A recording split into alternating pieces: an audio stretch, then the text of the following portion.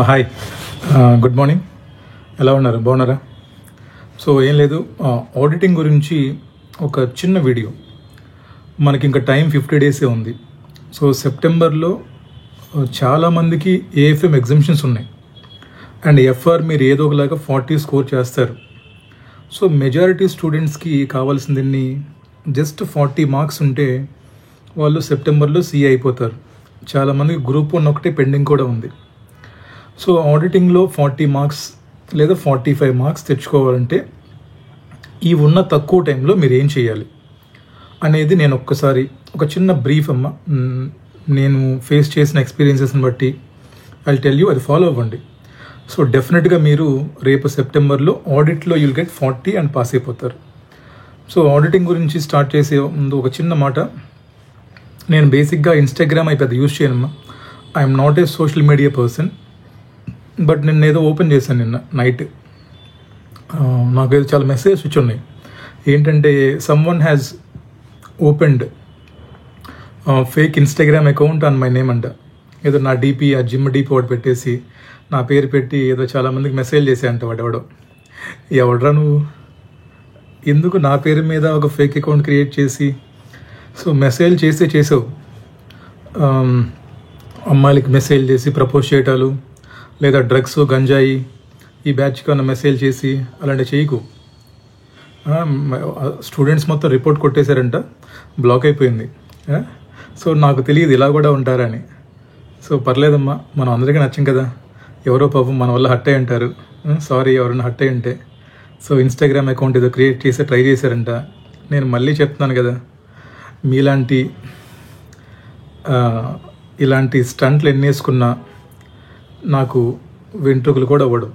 ఎందుకు నాకు ఎంత కాన్ఫిడెన్స్ అంటే, నేను సెల్ఫ్ మేడ్, నేను కష్టపడి నా క్లాసులు నేను నేర్చుకొని రేయింబగలు సబ్జెక్ట్ నేర్చుకొని నేను పాస్ అయ్యి నా వల్ల ఈ పాటికి ఐ కెన్ షూర్ మొన్న అటెంప్ట్కి నా వల్ల ఒక 50 to 100 ఎగ్జామ్షన్స్ వచ్చి ఉంటాయి స్టూడెంట్స్కి ఎఫ్ఆర్ఏఎఫ్ఎంలో. అండ్ గ్రూప్ 2లో డీటీ వల్ల ఒక 50 మెంబర్స్ గ్రూప్ మొత్తం పాస్ అయిపోయి ఉంటారు. అండ్ గ్రూప్ 1 చాలామంది పాస్ అయిపోయారు, హ్యాపీగా జాబులు చేసుకుంటున్నారు, ప్రాక్టీస్ పెట్టుకున్నారు, మంచిగా సెటిల్ అయిపోయారు. ఎవరు? మన క్లాసులు విని చదువుకున్న వాళ్ళు ఎవరైతే ఉన్నారో ఈ బేవర్స్ బ్యాచ్. ఇంకోటి కూడా మెసేజ్ చేశారు నాకు, నువ్వు ఇంకా సీఏ కాదు. ఇప్పుడు కూడా అంటమ్మా, నేను ఇంకా సీఏ పాస్ అవ్వలేదు, you are still trying to believe, make people believe. ఎవడు నమ్మన్నాడురా మిమ్మల్ని? ఎవడడిగాడరా మిమ్మల్ని? నేను సీఏ అయితే మీకెందుకు, కాకపోతే మీకెందుకు? నీ లైఫ్ నువ్వు చూసుకోరా. నీకు తినటానికి తిండి దిక్కుండదు, మంత్ ఎండ్ వస్తే అడుక్కోవాలి డబ్బులకి. మీకు ఎందుకురా నాతోటి? నేను ఇంకా సీఏ కాదంటమ్మా. వాడు విజయవాడ ఐసీఏ బ్రాంచ్లో కంప్లైంట్ చేస్తాడు నా మీద వెళ్ళి. నాకు జాలేసి నన్ను చూస్తే, ఏంట్రా ఇలా ఉన్నారు?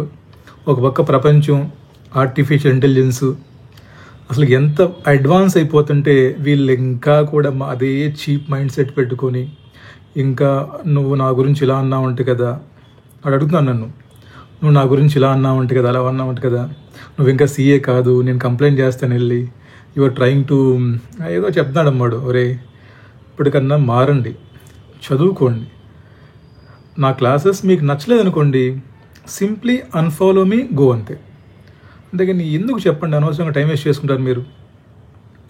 ఆ ఇన్స్టాగ్రామ్ అకౌంట్ క్రియేట్ చేయటం, మళ్ళీ నాకు వాడు సలహాలు ఇచ్చాడమ్మా, నువ్వు టీచింగ్ మానేసి నీకు క్లాసెస్ రావని. థ్యాంక్ యూ, డెఫినెట్లీ చూద్దాం, కుదిరితే మానేద్దాం. సీఏ అయిపోయింది కాబట్టి ఏదైనా జాబ్ చేసుకుందాం, తప్పే ఉందా చెప్పు. ఓకేనమ్మా. Apart from this nothing personal అమ్మా. అంటే నేను చూసేసరికి ఐ వాజ్ షాక్డ్. ఏంట్రా బాబు, నా గురించి ఇన్స్టాగ్రామ్ అకౌంట్ క్రియేట్ చేసి ఇలా నా గురించి నెగిటివిటీ చేయాల్సిన అవసరం? ఉంటారమ్మా, పర్లేదు పాపం, అందరికీ నచ్చం మనం, అందరికీ శత్రువులు ఉంటారు. బట్ తెలుసుకోండి, నేనైతే ఏదో ఒక ఇన్స్టిట్యూట్లో జాయిన్ అయ్యి వాళ్ళ నేమ్ వాడుకొని, లేదంటే అక్కడున్న స్టూడెంట్స్ని వాడుకొని పాపులర్ అయిపోయి, నేను ఆ టైప్ కాదు. నా సెల్ఫ్ మేడ్. నేను నా యూట్యూబ్ ఛానల్ నేనే పెట్టుకున్నాను. సింగిల్ సబ్స్క్రైబర్తో మొదలయ్యి నేను ఈరోజు ఇంతమంది నా యాప్లో I had 3,600 students, Daksha CA యాప్లో CA ఫైనల్కి. That's fair I am now. So చేయటానికి ఏం లేదు. ఈ రోజుల్లో ఎవరినెవరైనా చేయలేరు. ఎవరి దగ్గర విషయం ఉంటే ఆడు ముందుకు వెళ్తాడు. లేని వాళ్ళు మీలాగా తిరుగుతుంటారు రోడ్ల మీద పడి. సర్లే మొదలేసేయండి, బేవర్స్ కాలతో మనకెందుకులే. కానీ ఆడిట్లో మీరు ఏం చేస్తారంటే కొన్ని చాప్టర్స్ తీసుకోండి. పర్టికులర్గా ప్రొఫెషనల్ ఎథిక్స్, కారు 20 మార్క్స్ మనకి కన్ఫర్మ్ వస్తాయి. మోస్ట్ ఇంపార్టెంట్ ప్రొఫెషనల్ ఎథిక్స్ మీరు ఎలా చదవాలంటే మీరు ఐసీఏ బుక్ తీసుకోండి, లేదా మీరు ఫాలో అయ్యే బుక్ వాడండి. బట్ క్వశ్చన్ బ్యాంక్ ముట్టుకోమాకండి. ఆడిటింగ్ పేపర్లో క్వశ్చన్ బ్యాంక్ అనేది మీరు ముట్టుకోవద్దు. Seriously I'm saying. మీకు బయట ఇంత లావ్ క్వశ్చన్ బ్యాంక్స్ ఉంటాయమ్మా, ఆర్టీపీ, ఎంటీపీ, పాస్ట్ ఎగ్జామ్స్ అని, you had lot of question banks. వద్దు. ఆడిట్లో పాస్ట్ పేపర్స్ నుంచి ఒక్క క్వశ్చన్ కూడా రిపీట్ అవ్వదు. స్టడీ మ్యాట్లో ఏది మీకు రిపీట్ అవ్వదు, క్వశ్చన్స్ అవ్వదు. సో మీ టైం క్వశ్చన్ బ్యాంకుల మీద వేస్ట్ చేసుకోకండి. మరి ఎలా సార్, మాకు ఎలా తెలుస్తుంది ఎగ్జామ్లో ప్రజెంట్ ఎలా చేయాలి అంటే, ఓ పని చేయండి. మొన్న ఎగ్జామ్ అయింది కదా, మే 2025. దానికి ముందు నవంబర్ ఎగ్జామ్స్ అయినాయి కదా. ఆ క్వశ్చన్ పేపర్స్ తీసుకొని ఐసీఐ మనకి సజెస్టెడ్ ఆన్సర్ రిలీజ్ చేశారు. అవి చదవండి వెళ్ళి. ఓకే, ఇప్పుడు ఎథిక్స్లో క్వశ్చన్ వస్తే, ఫర్ ఎగ్జాంపుల్ మొన్న క్లాస్ 2 క్వశ్చన్ వచ్చింది, అది వెళ్ళి చదవండి. ఓకే, ఐసీఐ దీన్ని ఎలా ప్రజెంట్ చేస్తుంది ఎగ్జామ్లో అంటే, ఎథిక్స్ నుంచి ఒక క్వశ్చన్ కనుక ఎగ్జామ్లో ఎనీ క్లాస్ సేమ్ కదమ్మా. ఇప్పుడు ఎథిక్స్లో చాలా క్లాజెస్ ఉన్నాయి, ఏదైనా సేమ్ ప్రజెంటేషన్ కదా. మీరు ఓపెన్ చేయండి, అది ఓపెన్ చేసి చూసుకొని సరిపోతుంది మీకు. సో ఎథిక్స్ మొత్తానికి మీకు ఒక 2 పాస్ట్ పేపర్స్ చూడండి, ఓన్లీ ప్రజెంటేషన్ కోసమే. ఆ క్వశ్చన్స్ ఎగ్జామ్లో రావు. ఎవ్రీ టైం ఆడిట్లో న్యూ క్వశ్చన్సే ఫ్రేమ్ చేస్తారు. సో ఇలా మీరు టైం వేస్ట్ చేయకండి. Number of questions, hundreds of questions ఉంటాయి, వేస్ట్ ఆఫ్ టైం. జస్ట్ మీరు పాస్ట్ ఎగ్జామ్ 1-2 పేపర్స్ తీసుకోండి చాలు, ఎక్కువ కూడద్దు. అది కూడా ప్రజెంటేషన్ కోసమే. ఎలా ప్రజెంట్ చేస్తున్నారు చూసుకొని మీరు ఒకసారి రాసుకోండి. ఇప్పుడు మీరు క్లాస్ 2 చదివారు, క్లాస్ 3 చదివారు, మీరు ఒకసారి రాసుకోండి. ఈ క్లాజ్లో క్వశ్చన్ వస్తే నేను ఐసీఐ ఎక్స్పెక్ట్ చేసిన ప్రకారం ఎలా ఆన్సర్ రాయాలి ప్రాక్టీస్ చేసుకో. ఫస్ట్ ప్రొవిజన్ రాసుకో, క్వశ్చన్ అనాలిసిస్ చేసుకొని కింద కన్క్లూజన్ రాసుకో. దెన్ దీన్ని కంపేర్ చేయి దేనితోటి, ఐసీఐ లేటెస్ట్ సజెస్టెడ్ ఆన్సర్స్ తోటి. సరిపోతుంది కదా నీకు. ఎందుకు నెంబర్ ఆఫ్ క్వశ్చన్స్ మనకి. అలాగే కారు అనుకోండి, కారు మనకి వీ హ్యాడ్ సమ్ 20-21 క్లాజెస్ ఉన్నాయి. ఏ క్లాజ్ ఎగ్జామ్లో వచ్చినా సేమ్ ప్రజెంటేషన్ కదా. ఏమంటాడు, ఒక సిఏ రిపోర్ట్ చేయాలా వద్దా, అదే కదా మీకు వచ్చేది. తీసుకోండి పాస్ట్ ఎగ్జామ్ క్వశ్చన్స్ తీసుకోండి, ఐసీఏ ఆన్సర్ ఫార్మాట్ చూడండి.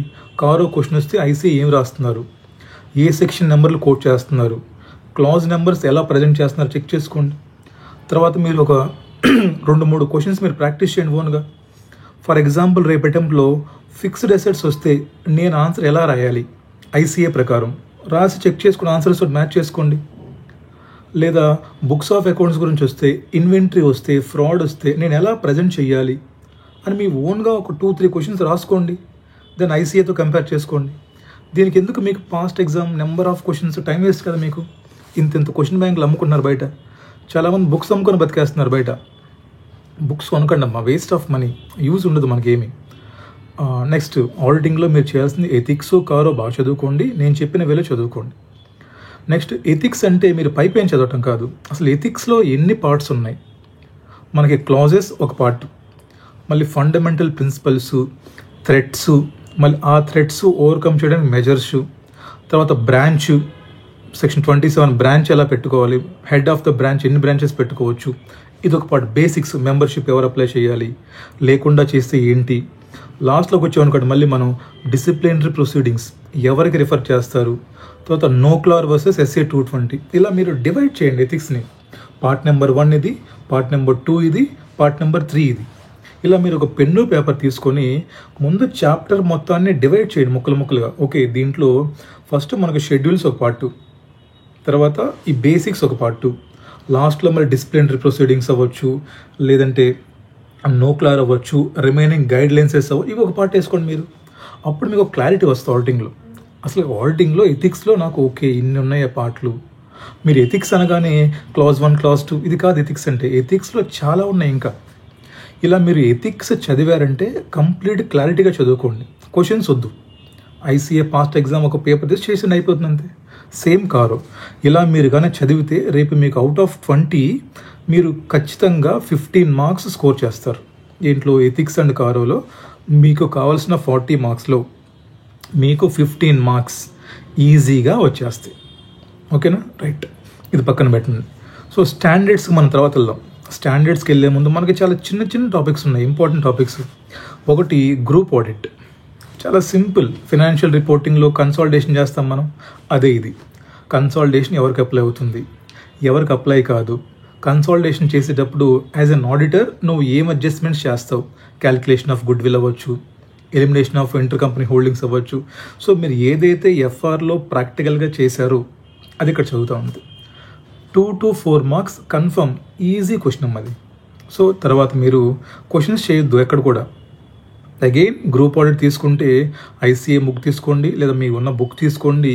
దీంట్లో అసలు ఎన్ని టైప్స్ ఉన్నాయి, applicability, audit planning, audit strategy, adjustments ఏంటి, పర్మనెంట్ ఏంటి, temporary adjustment, current period adjustments ఏంటి, మళ్ళీ ఎవరికి అప్లై కాదు, ఇలా చూసుకోండి. This is what you should do. ఒక టాపిక్ మీరు తీసుకుంటే అసలు దీంట్లో ఎన్ని టైప్స్ ఆఫ్ సబ్ టాపిక్స్ ఉన్నాయి అది మీకు ఫస్ట్ క్లారిటీ రావాలి. దెన్ ఇంకా దాన్ని మీరు సింప్లిఫై చేసి నెంబర్ ఆఫ్ టైమ్స్ మీ హ్యాండ్ రిటన్ నోట్స్ రాసుకోండి, నెంబర్ ఆఫ్ టైమ్స్ రివైజ్ చేయండి. సేమ్ ఫర్ ఆల్ అమ్మ. ఎస్డీస్ తర్వాత గ్రూప్ ఆడిట్ అయిపోయిందా, then take PSU, compulsory 4 marks అమ్మ. టైప్స్ ఆఫ్ ఆడిట్స్ ఉన్నాయి దాంట్లో, పర్ఫార్మెన్స్ ఆడిట్ అని, అవి చేయండి. ఖచ్చితంగా మనకి 4 మార్క్స్ వస్తాయి. సో పిఎస్యూ, గ్రూప్ ఆడిట్, తర్వాత ఇంటర్నల్ ఆడిట్, చాలా చిన్న టాపిక్, ఖచ్చితంగా క్వశ్చన్ వస్తుంది 4 మార్క్స్. అప్లికబిలిటీ అవ్వచ్చు, లేదా దాంట్లో చేసే పనులు అవ్వచ్చు. Group audit, PSU, internal audit. Then go for NBFC. మా బ్యాంక్ ఆడిట్ వదిలేయండి మీరు కావాలంటే, ఎందుకంటే చాలా పెద్ద topic, 5 marks only. But NBFC చాలా చిన్న టాపిక్కే. ఎన్బిఎఫ్సిలో they always give you calculation of practical things మీకు ఇస్తారు. నెట్ ఓన్ ఫండ్స్ ఎలా కనుక్కోవాలి, టైర్ 1 ఏంటి, టైర్ 2 ఏంటి, బేసిక్ లేయర్ అంటే ఏముంటుంది, టైప్స్ ఆఫ్ చాలా చాలా ఇంపార్టెంట్, సింపుల్ అన్నది. నెక్స్ట్ 4 తర్వాత మీరు ఎస్డిజి అండ్ ఈఎస్డి ఆడిట్, చాలా చాలా సింపుల్ ఆడిట్. అది ఖచ్చితంగా 4 మార్క్స్ క్వశ్చన్ ఎగ్జామ్లో మీకు షూర్ షాట్కి వస్తుంది. తర్వాత డిజిటల్ ఆడిట్. మీరు డిజిటల్ ఆడిట్ కానీ మొత్తం మేము చదవలేమనుకుంటే, ఇప్పుడు ఏవైతే లేటెస్ట్ డెవలప్మెంట్స్ ఉన్నాయో, లైక్ మెటావర్స్ అవ్వచ్చు, క్రిప్టో కరెన్సీస్ అవ్వచ్చు, ఇలాంటి మీకు ఎండింగ్లో కొన్ని టాపిక్స్ ఉన్నాయి, ఇవి మీరు బాగా చదువుకోండి. సో మొత్తం 6 టాపిక్స్ అనుకుంటాను. Group audit, PSU, NBFC, internal audit, ESG audit and digital audit 6 topics అమ్మ. సో ఈ 6 టాపిక్స్ నుంచి మనకి ఖచ్చితంగా లీస్ట్ మార్క్స్ వేసుకున్న 20 మార్క్స్ కన్ఫర్మ్. మీకు 20 మార్క్స్ ఎగ్జామ్లో కన్ఫర్మ్ వస్తే, ఏది in the form of MCQs అవ్వచ్చు, in the form of descriptive questions అవ్వచ్చు. 20 లీస్ట్ నేను చెప్తుంది.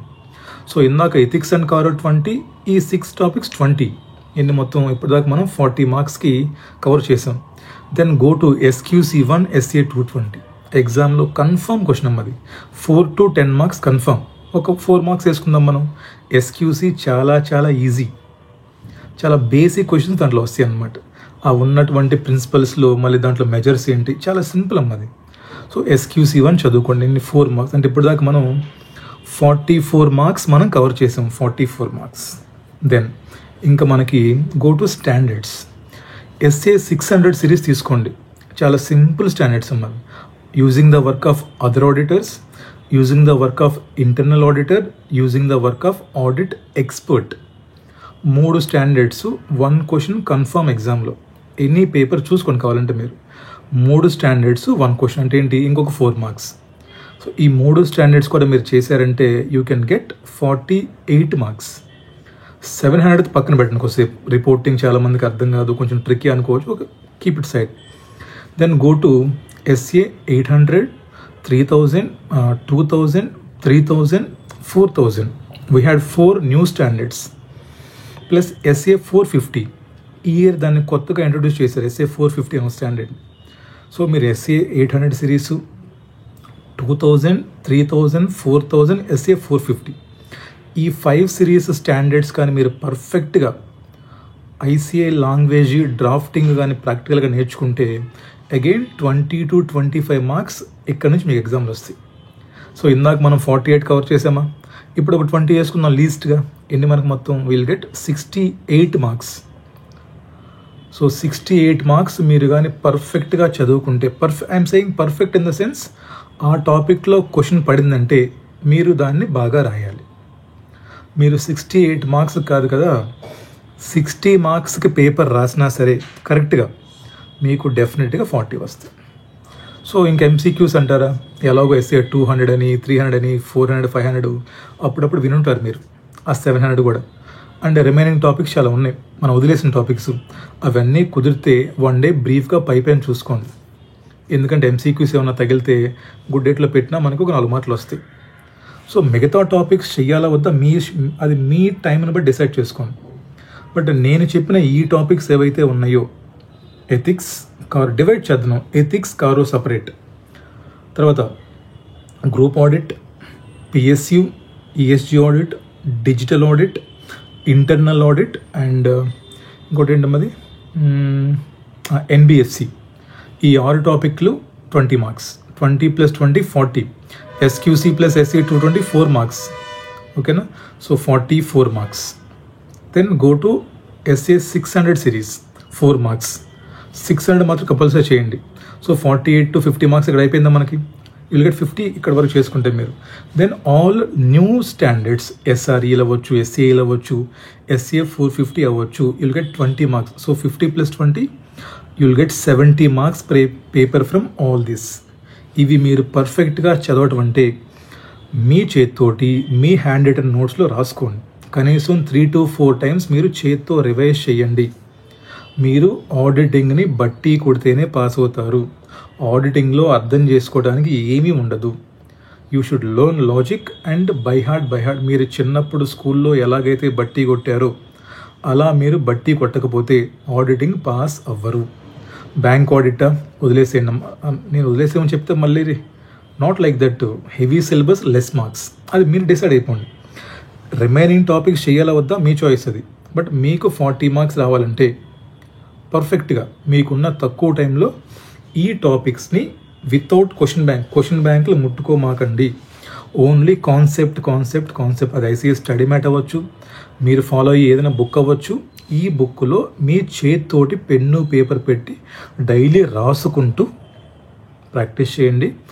రేపు సెప్టెంబర్ అటెంప్ట్లో పేపర్ ఎలా ఉన్నా సరే టఫ్ ఈజీ ఈ సుల్లేం లేకుండా, మళ్ళీ ఎవడో గ్రేస్ వేస్తాడు లూజ్ వేస్తాడని ఆశలు పెట్టుకోకుండా 100% మీకు 40 మార్క్స్ క్రాస్ అయిపోతారు. మీ సిఏ ఫైనల్ డిగ్రీ మీ చేతికి వస్తుంది. సో మీరు ఏఎఫ్ఎం ఎగ్జామ్షన్ ఉంది, ఎఫ్ఆర్ 40 వస్తాయి. Why don't audit? 40 చాలా ఈజీగా తెచ్చుకోవచ్చు. ప్రొవైడెడ్ ఒక చిన్న స్ట్రాటజీతో వెళ్ళండి, ఒక ప్లాన్ చేసుకోండి, ఆడిట్లో పాస్ అయిపోతారు. లేదంటే మాత్రం మళ్ళీ జనవరి 24లో 26లో there is a tough competition అమ్మ. చాలా కష్టం పాస్ అవుట్ అంటే చాలా కష్టం. అందరినీ పాస్ చేయరు కదా.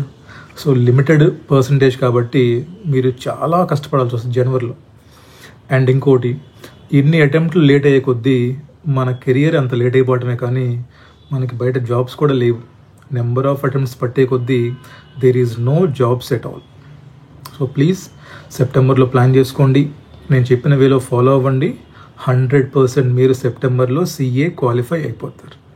ఓకేనా. ఆడిట్ క్లాసెస్ 1 or 2 డేస్లో నేను స్టార్ట్ చేస్తానమ్మా. నేను చెప్పిన టాపిక్స్ అన్నీ నేను చాలా సింపుల్ వేలో చెప్తాను మీకు తెలుగులో.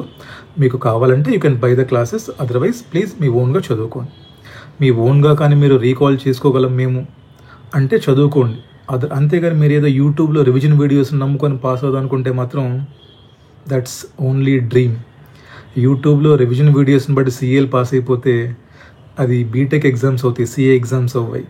సో ఆలోచించండి, చదువుకోండి. ఓకేనా, కలుద్దాం. బాయ్.